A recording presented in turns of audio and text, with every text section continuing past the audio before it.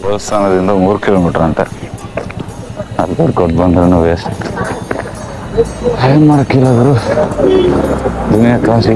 ಆ ಜೀಪಲ್ಲಿ ಹೋಗ್ಬೇಕು, ಇಲ್ಲಾಂದರೆ ನೆಕ್ಸ್ಟ್ ಜೀಪ್ ಬಿಡ್ರೋ ನಮಗೆ ಹೋಗ್ಬೇಕು ಅನ್ನಿಸ್ತಾ ಇದೆ. ಕಾಫಿ ಕುಡಿಯೋಣ. ಕಾಫಿ ಕುಡಿಯೋಕ್ಕಂತ ಹೋಗಿದ್ದೆ, ಎಲ್ಲ ಮಣ್ಣು ಮಾಡಿ ಕುಡಿಬೇಕು ಅನಿಸ್ಲಿದೆ.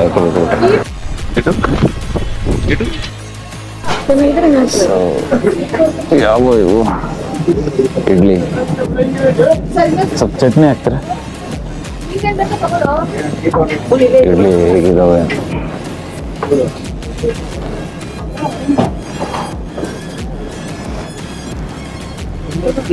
ಚೆನ್ನಾಗವಲ್ಲ, ಚೆನ್ನಾಗಿವೆ ಅಂತಿದ್ದಾರೆ.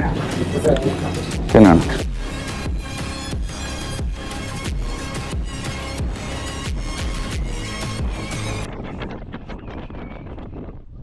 ಸದ್ಯ ಮುಳ್ಳಯ್ಯನಗಿರಿ ಬೆಟ್ಟದ ಮೇಲಿಂದ ಗದ್ದಿಗೆ ಹತ್ರ ಬಂದಿದ್ದೇವೆ. ಹೀಗೆ ಸುತ್ತರಿತಾ ಇದೆ. ಕಟ್ಟಿಗೆ ಎಲ್ಲಾನು ತಂದು ಹಾಕೊಂಡಿದ್ದಾರೆ.